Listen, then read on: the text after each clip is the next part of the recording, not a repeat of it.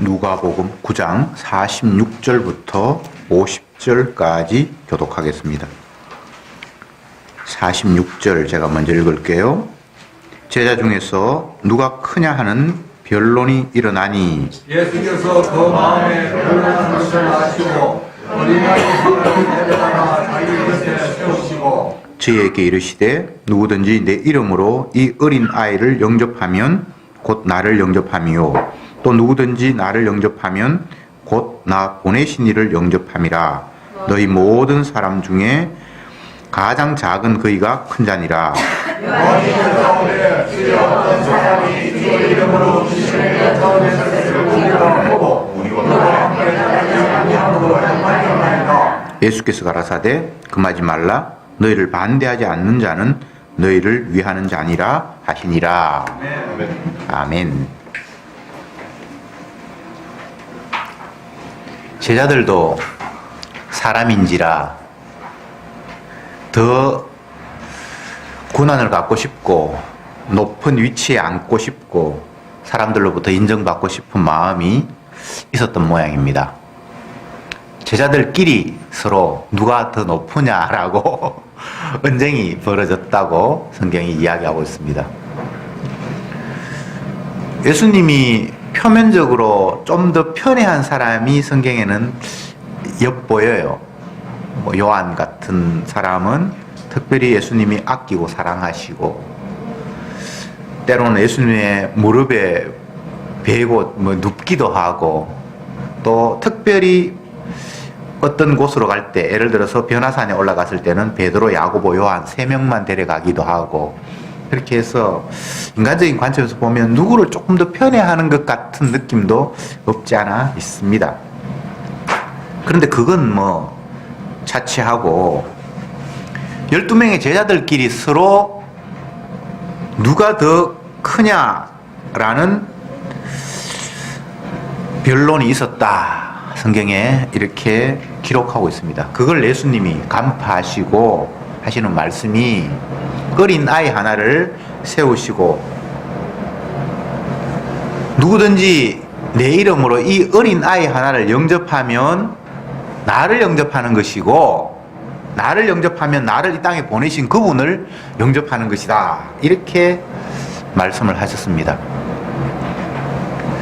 앞부분에 제자들이 누가 서로 높은지를 논쟁하는 것과 그걸 지켜보시면서 그걸 들으시면서 예수님께서 어린아이를 데리고 와서 이 어린아이를 내 이름으로 영접하면 나를 영접하는 것이다. 나를 영접하면 나를 보내신 아버지를 영접하는 것이다. 이 이야기하고 뭔가 앞뒤가 좀 안 맞는 것 같다는 생각 안 들어요? 누가 더 높은데? 내가 대표지. 제자들 중에는 내가 대표지. 아니야, 어떻게 네가 대표야? 내가 대표지.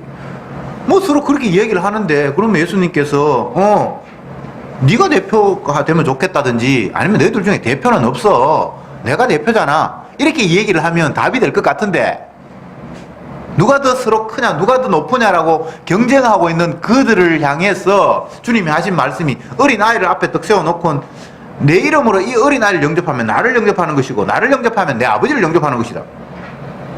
그게 높은 거 경쟁하는 거 답이 안 맞잖아요. 그런 생각 안 드세요? 항상 예수님은 동문서답하는 것 같아. 성경을 보면 그런 게 굉장히 많이 나와요. 동문서답을 할 수밖에 없는 이유가 있어요. 왜냐하면 제자들의 논쟁 속에는 자기 자신들이 주인공입니다. 네가 주인공이 돼야 되냐 내가 주인공이 되냐 네가 더 높으냐 내가 더 높으냐 계속 인간들에게만 자기 자신들에게만 관심이 집중되어 있습니다. 근데 예수님은 그 인간들에게만 자기 자신들에게만 집중되어 있는 그 관심사를 은근슬쩍 자기에게로 돌리는 말씀을 하시는 거예요. 관점의 이동이라고 보면 되죠. 사람들은 땅에 관심이 있고 자기 자신에 관심이 있고 이웃에 관심이 있고 근데 주님은 그 관심을 머리를 틀어서 옆으로 슬쩍 주님 자신에게로 돌리게 하는 말씀이 주님의 말씀이에요. 유대인들이 날마다 주의 말씀을 묵상하면서 그들이 고민하고 염려하고 갈망했던 것이 무엇인가 하면 어떻게 하면 내가 이 땅에서도 복을 받고 또 이 생명이 끝나면 하나님 나라에 갈 수 있을까? 라는 관심이었어요. 주의 계시의 말씀을 펴놓고 모세 율법을 펴놓고 구약을 펴놓고 그들이 관심 기울였던 것이 어떻게 하면 이 말씀을 통해서 내가 복을 받을 수 있지? 그리고 내가 어떻게 하면 천국 갈 수 있지? 관심이 어디에 있다고요? 자기 자신에게. 그런데 예수님이 그런 그들을 향해서 하신 말씀이 너희들이 성경을 통해서 어떻게 하면 복받고 영생을 얻는지 지금 열심히 공부하고 있는데 이 성경은 내 이야기하고 있는데 라고 관점을 쓱 이동해버리는 거예요. 이게 주님의 작전이에요. 우리는 무엇을 해도 나에게 관심이 있습니다. 성경에 이거는 하나님의 아들에 관한 이야기라고 성경을 우리에게 주셨는데 이걸 읽으면서 하나님의 아들이 이런 분이구나 이런 데 관심이 없고 이렇게 하면 복 받을 수 있네 이렇게 하면 내가 혼나겠다 이렇게 하면 하나님 나라의 천국에 갈 수 있구나 계속 관심이 죽었다 깨나도 자기에게 벗어날 수 없는 이 완악한 인간의 모습, 자기에게 관심을 기울이고 있는 그들에게 심지어 예수님을 찾아가서 아니면 하나님 앞에 기도한다 한들 그 관심이 자기에게서 벗어날 수 있겠습니까? 안 돼요. 기도해도 그 관심은 자기 잘 되기 위해서 기도하는 거고, 본문에 나타난 수많은 사람들이 예수님을 향해서 이리 몰려가고 저리 몰려가고 무리들이 예수님을 따랐는데 그 예수님 앞에 찾아가서 따라가서 주님 앞에 부탁도 하고 주님의 이야기도 듣고 하는 그 모든 관점이 지 잘 되려고. 자식이 귀신 들렸습니다. 예수님 앞에 찾아갔습니다. 주님, 내 외아들이 귀신 들려서 불에도 넘어지고 거품도 흘리고 미친 짓을 하고 내가 너무 고통스럽습니다. 이 아들을 좀 돌봐주시옵소서. 근데 주님이 지난주에 뭐라고 했죠? 이 믿음이 없고 패역한 세대여 라고 얘기를 했단 말이죠. 여러분, 우리는 어떻습니까? 똑같죠? 역시 나도 내한테 관심이 있지 예수님 앞에 관심이 있는 게 아니잖아요. 내 고통이 중요하지 예수님이 고통받으시고 아버지로부터 버림받으시고 십자가에 피 흘리셨다는데 그런 데 관심이 없잖아요. 성경을 읽으면 이 근본 문제를 계속해서 우리에게 건드리고 있는 거예요. 제 아들이 서로 누가 크냐 다투었다 이런 본문을 보면서 아이고 제자들 꼬라지하고는 수준이 저 정도밖에 안 되나, 우리가 이렇게 쉽게 비웃을 수 있어요. 뉴스를 틀면 날마다 나오는 이야기가 야당은 대통령 헐뜯고 여당은 야당 까고 이 당 대표는 저 당 대표 욕하고 통합을 하니 많이 날마다 모두 관심사가 자기 자신이 유리한 쪽으로 뭉쳤다가 헤어졌다가, 그게 인간들 아닙니까? 그게 저와 여러분들 아닙니까?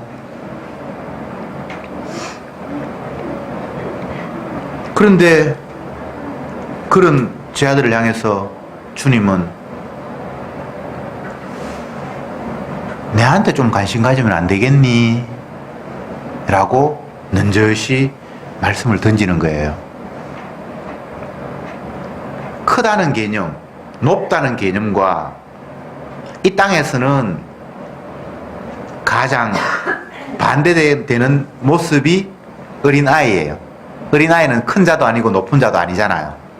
그냥 어른들의 입장에서, 고난을 가진 사람 입장에서는 있으나 없으나 취급도 안 해도 되는 그런 존재가 어린아이잖아요.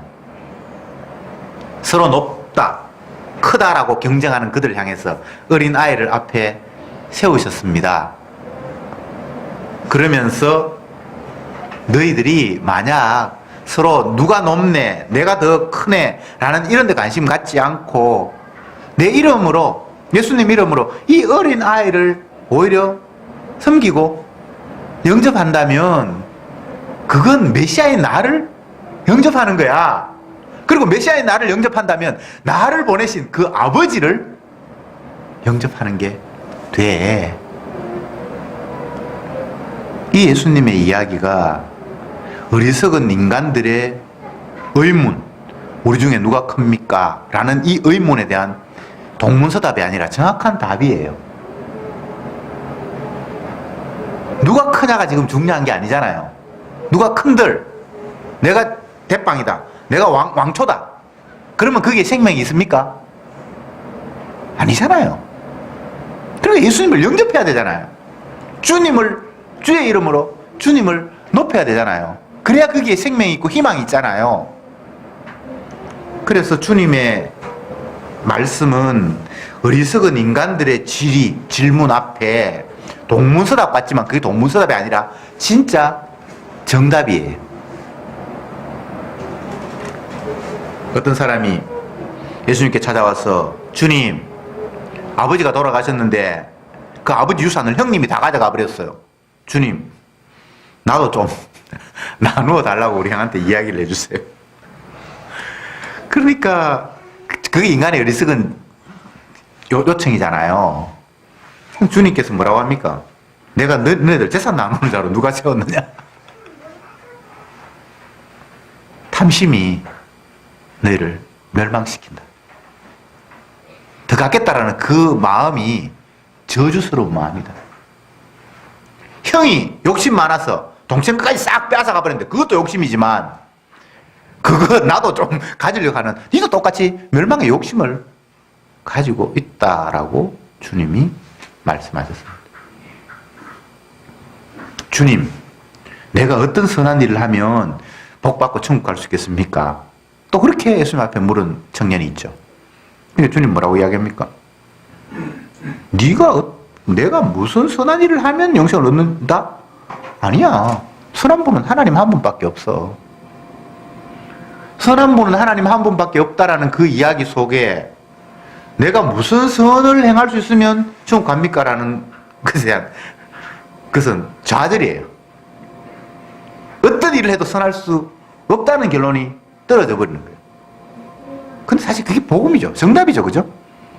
자기가 물은 것에 대한 해답이 아니다라고 자기는 생각할지 모르지만 그 어리석은 방향 잃고 헤매고 있는 그에게 제대로 된 답을 주님은 계속해서 던지고 있는 거예요.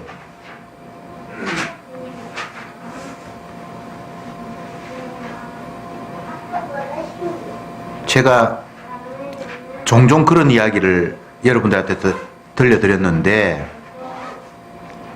이 목사님이 쓴 책 중에 질문과 대답을 모아놓아서 시리즈로 책이 나온 게 3권 정도 있거든요. 그걸 보면 질문하는 사람들이 전혀 핵심을 못 잡고 마치 여기서 누가 크냐, 주님 나는 이런 일을 했고요, 이 사람은 저런 일을 했는데요, 이 사람하고 해가 실제적으로 누가 더 큰지 주님께서 좀 답해 주십시오. 이런 질문 앞에 예수님처럼 이렇게 답변하는 게 질문과 답변에 많이 나와 있어요.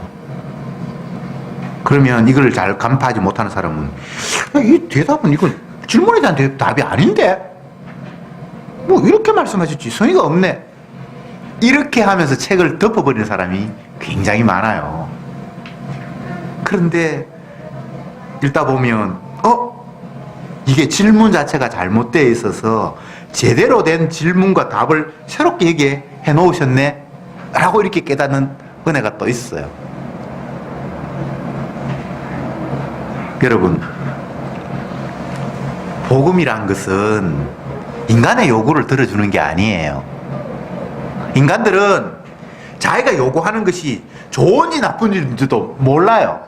깐난아기가 뭐 달라고 하는데 그게 자기에게 유익한지 불리한지도 모르면서 그냥 욕망에 의해서 그것을 취하려고만 달라들어요.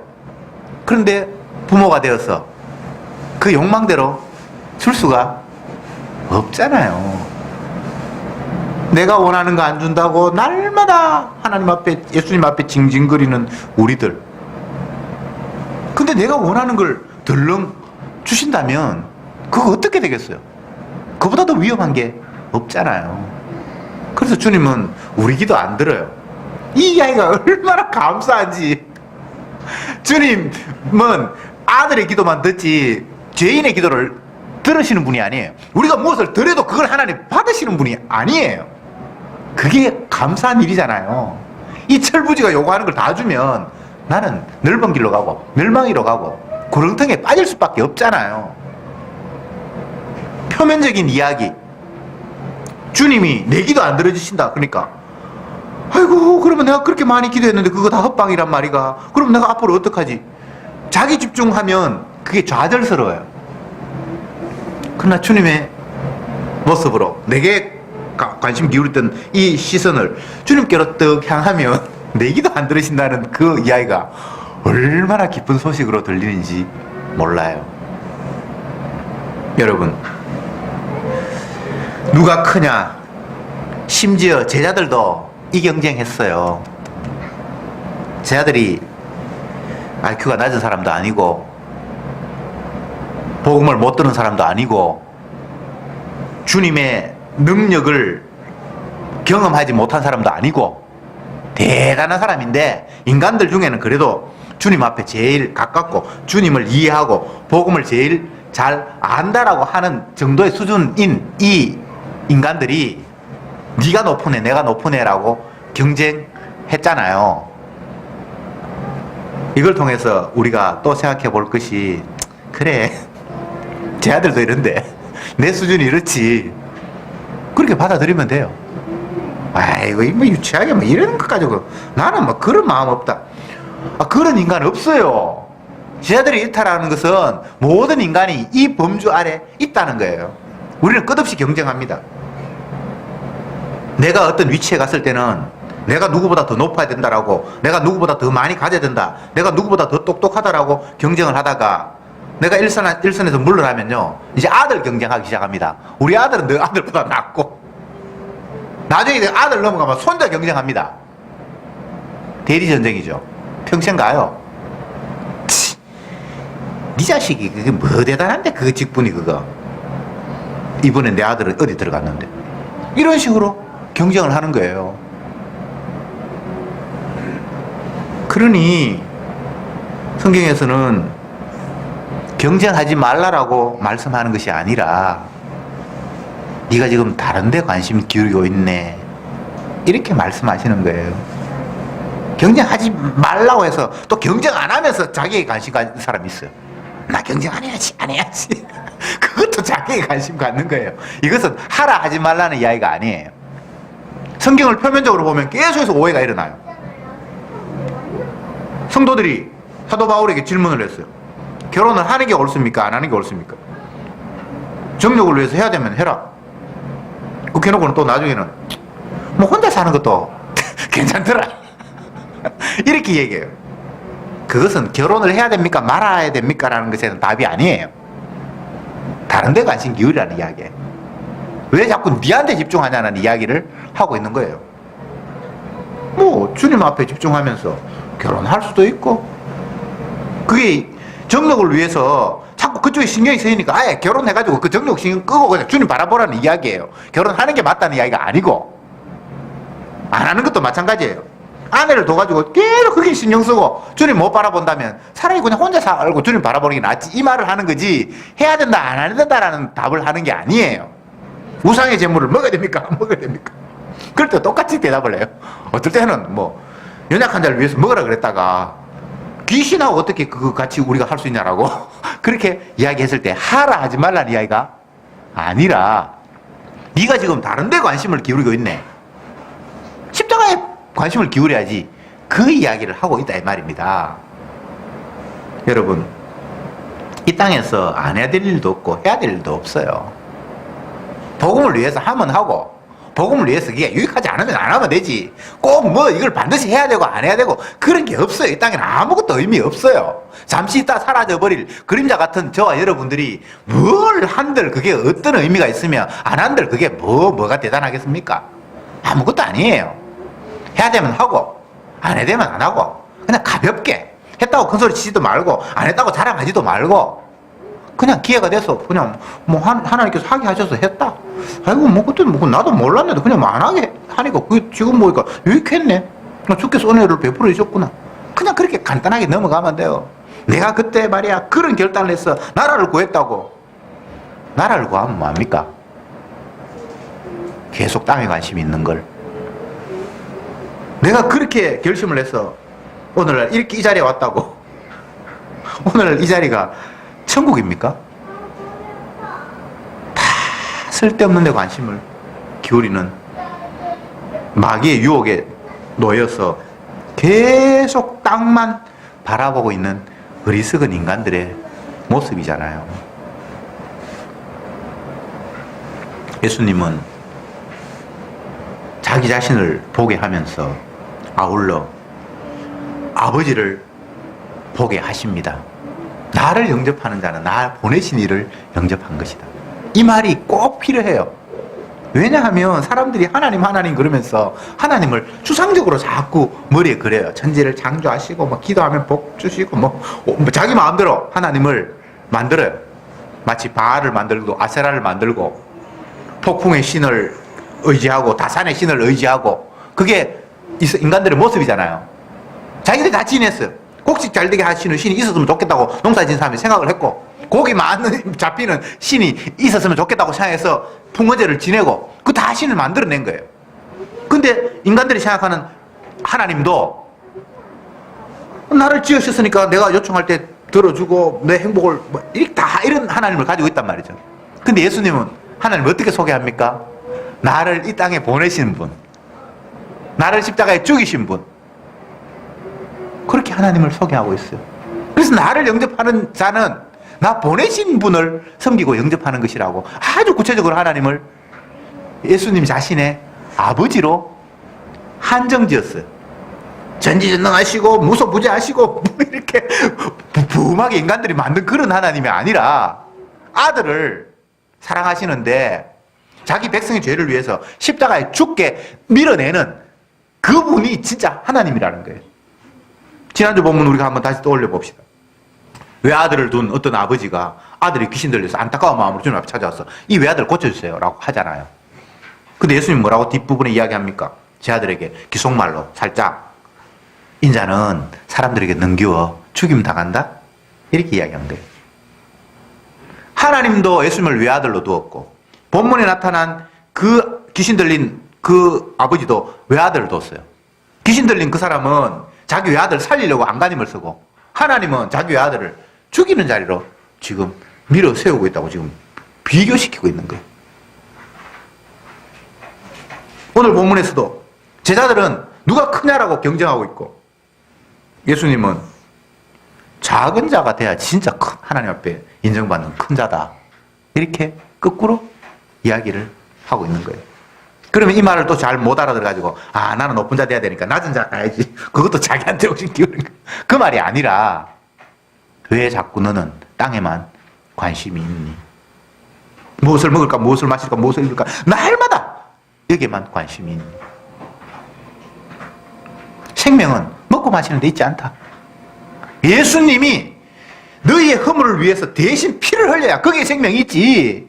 네 생명 같지 않은 그 호흡하는 거 이거 오늘 시편 우리 교도문 읽었습니다만 사람 의지하지 말라. 그 인간은 그냥 호흡하는 그게 있는데 호흡 끝나버리면 아무것도 아니야. 그 사람이 나도 되잖아요. 나도 의지할 수 없잖아요. 근데 그거 집중하고 관심 기울이고 하루 이틀 더 생명이 연장된들 그게 생명이 되겠습니까? 그래서 예수님은 계속해서 생명을 바라봐야 되는데 배고파서 헐떡이는 자에게 보리떡 5개로 5,000명을 먹이면서 그들을 배불리는 것이 아니라 나는 너에게 생명의 양식을 주는 사람이야 라는 걸 계속 이야기하고 있는데 그들은 생명의 양식인지 뭔지 모르고 그냥 떡 그게 좋아서 계속 따라주는 거예요. 내일도 떡 주세요. 모레도 떡 주세요. 이게 예수님이 떠나버리는 거예요. 사람이 떡으로 사는 게 아니다. 하나님의 말씀으로 사는 것이고 약속으로 사는 것이고 귀신 들린 아이들을 고쳐달라고 그랬는데 예수님께서 폐역한 세대라고 막 꾸중해놓고는 또 고쳐주세요. 그러니까 사람들은 어쨌게나마 우리 욕심 이뤘으니까 됐다라고 이렇게 또 떨어져 나가요. 그러니까 그 지옥 가야 될 사람이죠. 열심히 주님 앞에 기도해서 응답받고 지옥 가는 거예요. 교회 열심히 나와서 하나님이 내 기도 들으셨다라고 복받았다라고 이야기하고 십자가하고 상관없이 지옥 가는 사람이 오늘날 교회에 수두룩하죠. 그게 들어준 게 아니잖아요. 관심 이동하라고, 관점 이동하라고, 땅의 것을 이야기하면서 하늘을 바라보라고, 육의 질병을 고치면서 우리를 진짜 고치시는 분이 이분이라고 보라고 이야기하는데 지는 육신의 병 고친 것 가지고 지금 막 펄쩍펄쩍 뛰면서 그게 다 얻은 줄 알고 있어요. 그 사람 또 병 걸립니다. 틀림없어요. 또 죽어요. 또 죽어요. 병 난 게 뭐가 대단합니까? 영생 얻어야죠. 부자 되는 게 뭐가 대수입니까? 영원한 생명수 과실을 먹는 게 중요하죠. 내가 아무것도 없었는데 하나님께서 먹을 걸 주셨다 그러면 아직도 하나님이 이 땅에서 더 살려주실 이유가 있구나, 그 정도 생각하면 돼요. 그게 복이 아니라, 그게 뭐 결과가 아니라, 이게 끝이 아니라 아직도 이 땅에 조금 더 하나님 나를 살려두시는갑다, 그렇게 생각하면 그게 돼요. 그 정도로 여기면 되지. 뭘 이게 마치 모든 걸 다 얻은 거냐, 펄쩍펄쩍 뛰고 기뻐하고 그러면 그 다음날 또 굶으면 어떡할래요? 또 원망할래요? 그게 신앙이 아니잖아요. 그게 자꾸 땅을 향하는 모습이잖아요. 주님은 계속해서 위를 바라볼 것을, 그 위라는 게 다른 것이 아니라 예수님 자기 자신에게 집중할 것을 요구하고 계시는 겁니다. 뒷부분의 본문은 예수님의 사랑하는 제자 요한이 예수님 앞에 이런 이야기를 합니다. 주님, 어떤 사람이 주의 이름으로 귀신도 쫓아내고 하는데, 그래서 나는 우리 편이라고 생각해서 야, 나 따라오라 그렇게 하는데 안 따라오대요. 그래서 내가 그러면 너 우리 편 아니야 하고 그를 매몰차게 퇴짜를 놔버렸어요. 이렇게 이야기를 했단 말이죠. 그러니까 예수님께서 하시는 말씀이 49절 봅시다. 50절. 예수께서 가라사대 금하지 말라, 너희를 반대하지 않는 자는 너희를 위하는 자니라, 이렇게 말씀하셨어요. 네가 따라오라 해서 안 따라온다고 해서 그 사람이 나를 반대하는 건 아니잖아. 왜 네가 금하는데, 왜 하지, 뭐 오지 말라고 왜 그런 소리 금방지게 하는데, 반대하지 않으면 다 위하는 거다. 이 이야기는 역시나 뭐 금했다 금하지 않았다 그게 해당 사항이 있는 게 아니에요. 이 요한이 계속해서 자기에게 관심이 있는 거예요. 나는 예수님의 제자고 주님 앞에 능력 받아서 뭐 이런 일도 하고 저런 일도 하고 변화산에서 뭐 변화된 모습도 목격하고, 다른 사람들하고는 수준이 다르다고 스스로 생각하고 있는 거예요. 수준이 달라요 사실. 그래서 자기가 마치 대단한 사람인 양, 그래서 주의 이름으로 뭔가 하고 있는 그 사람 향해서 너도 한편이네, 나 따라와. 안 따라온다고 해서 이게 내 편 아니, 그런 식으로 보는 그 자체가 지금 계속해서 자기에게 집중하고 있는 모습이에요. 자기가 경험한들 그게 자기 겁니까? 또 저 사람이 주의 이름으로 뭘 한들 그게 그 사람 겁니까?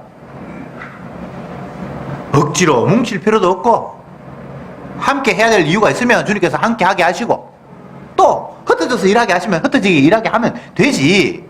왜 모든 사람들이 다 뭐 제자라고 하면 제자 밑에 그 밑에 제자, 그 밑에 제자, 그 밑에 이렇게 서열을 매기듯이 그렇게 돼야 됩니까? 그런 발상 자체가 계속해서 자기에게 주목하고 있는 거예요. 자기 위치를 대단하게 여기고 있는 거예요. 인간은 아무것도 아니에요. 피조물은 잠시 있다 사라져버릴 그림자예요. 그림자는 본체가 따로 있다는 사실을 확인시키는 증거물일 뿐이에요. 그리스도의 정의는 그리스도가 지금도 살아계십니다라는 걸 보여주기 위해서 그림자로 성도를 이 땅에 움직이게 하시는 거예요. 그래서 보이는 것들은 보이지 않는 걸로 말미암아 있는 거예요. 우리는 반대로 생각하잖아요. 보이는 게 전부고 안 보이는 그건 없는 걸로 생각하잖아요. 근데 사실 보이는 그 자체가 보이지 않는 거에 의해서 지금 움직이고 있는 거예요. 믿음은 보지 못하는 것들의 실상이라고. 마귀가 조종하든지 예수님이 조종하든지 보이지 않는 실체에 의해서 보이는 그림자들이 지금 움직이고 있는 게 이 세상의 모습이에요. 이거 보이는 것들 아무것도 아니에요. 가라 하면 가고 오라 하면 오나이다. 이게 정답이에요. 뭘 내가 뭐 판단을 하고 이건 내한테 유익하고 이렇게 해야 뭐 효율적이고 그런 말 할 필요 없어요. 그림자가 뭐 효율을 알아요? 그림자가 뭐 식은 있어요? 그냥 가라 하면 가고 오라 하면 오나이다. 내가 원치 않는 곳에서 당신이 띠띠고 끌고 가면 나는 끌려갈 수밖에 없는 존재임을 이제야 비로소 깨달았군요. 그러면 돼요. 나는 안 끌려고 하시던데요. 그럼 어쩔 수 없지 뭐. 그걸 갖다가 우리한테 물으면 어떡합니까? 그림자한테, 목사한테, 아무것도 모르는 그림자한테 나는 뭐 주님이 안 끌고 가시던데요. 어떻게 하면 좋겠습니까? 그건 몰라요, 그림자가. 답을 할 수가 없어요. 주님이 안 끌고 가시는 게 주님의 뜻입니다. 왜 내한테는 깨달음을 안 주시지? 그걸 뭐 다른 사람한테 물으면 방법이 있습니까? 주님이 안 주시면 못 받는 거예요. 그러나 언제 주실지 또 몰라요. 아, 나는 내경상 깨달음이 없었는데 그때부터 너무 답답해서 열심히 성경 읽고 기도하니까 깨달음 주시더라? 그거 정답입니까? 아니에요. 물론 주님께서 성경을 읽게 하시고 사모하게 하시는 마음도 그 성령이 주시는 거 맞아요. 그러나 그렇게 해서 깨달아진 거는 아니에요. 쉽게 이야기하면 깨달을 수 있는 방법, 인간이 노력해서 되는 거 아니에요. 사람이 할 수 있는 거 아무것도 없어요. 그냥 주시면 받는 거예요. 믿음은 선물이에요. 선물은 주시는 분이 주시는 거예요. 선물을 요청한다고 해서 오는 거는 선물이 아니에요. 요즘은 애들이 생일 됐다고 문자로 뭐 몇 월 며칠 생일 카운트다운 5일 남았음 하면서 계속 보내가지고 선물도 은근히 요구하는 거 있어요. 요즘 텔레비전 광고 중에 아주 제가 악질적이라고 생각하는 게 있는데 멋진 냉장고를 시집간 딸이 사준 거예요. 그래서 딸이 전화해서 아빠 냉장고 도착해서 고맙다 딸아 그런 거 있죠. 그거 진짜 악질적이에요. 그걸 통해서 딸들에게 또 아니면 사위들에게 사주라고 지금 은근히 압박을 가하고 있는 거예요. 반대로 이런 광고도 있죠. 아이가 어느 집에 놀러 갔는데 냉장고에 여름에 탁 하니까 얼음이 타르르 나오는 거예요. 그래서 자기 집에 가가지고 엄마 누구 집에는 얼음이 나오던데 계속 경쟁을 시키고 비교시켜서 나를 행복하게 만들려고 하는 죄악된 욕심. 자기에게만 관심이 있는 거죠. 여러분, 복음은 예수님이 대속의 피를 흘리셨다는 이야기가 복음입니다. 단 죄인에게만, 죄인 아닌 사람은 대속의 피를 흘렸다는 이야기가 하나도 그게 기쁜 소식이 아니에요. 나는 뭐 죄도 없는데 뭐 네 죄를 위해서 피 흘렸다. 난 죄 없다. 죄 없는 사람한테는 예수님이 피 흘렸다는 소리가 복음 아니에요. 그런데 죄인에게는 그보다 더 기쁜 소식이 없어요. 그래서 십자가 지신 예수님의 영, 성령이 자기 백성에게 찾아오면 반드시 죄인 됐다라는 사실을 확인시키는 거예요. 내가 이렇게 완악한 죄인이구나. 나는 평생 내한테만 관심이 있지 예수님이고 뭐 남이고 전혀 관심이 없구나. 나는 내밖에 모르는 존재구나라는 사실. 그리고 남들이 칭찬했던 그 일마저도 나의 욕망에 의해서 비롯된 것이었다는 사실을 성령이 깨닫게 하시는 거예요. 그렇게 될 때 예수님이 대속의 피를 흘리셨다라는 그 이야기가 엄청난 기쁜 소식으로 다가오는 거예요. 그게 성령의 역사예요. 성령이 IQ 20밖에 안 되는 나에게 아인슈타인으로 바꿔준다든지 아니면 성령께서 내가 한 달에 소득 겨우 100만 원 버는데 1000만 원 벌게 한다든지 그런 성령은 없어요. 성령은 나를 죄인 되게 드러내시고 이 죄를 위해서 예수님이 대속의 피를 흘렸다는 사실을 깨닫게 하심으로 말미암아 우리를 주님의 은혜 안으로 인도하시는 것, 그게 성령의 역사예요. 성령 받는다고 기도원에 가고 금요일날 커피 마셔가면서 밤새우고 그렇게 해서 성령이 오는 게 아니에요. 제발 나에게서 집중하는 이 엉터리 없는 것에 없어 주님께로 향하게 하시는 은혜, 이게 저와 여러분에게 있었으면 좋겠습니다. 기도합시다. 주님 감사합니다. 당신은 하나님의 본체셨지만 하나님과 동등됨을 버리시고 죄인의 모습을 이 땅에 오셔서 죽기까지 아버지에게 복종하셨습니다. 그것이 진정 메시아의 모습이었고 아버지의 뜻을 이루는 완성이셨습니다. 그런데 우리는 그 주님의 복음을 따른다고 하면서도 이 땅에서 큰 자가 되려고 하는 이 말도 안 되는 욕망 속에 시달리고 있습니다. 주여, 우리의 눈을 돌려, 우리의 시선을 돌려 주를 바라보게 하옵소서. 예수님의 이름으로 기도드립니다. 아멘.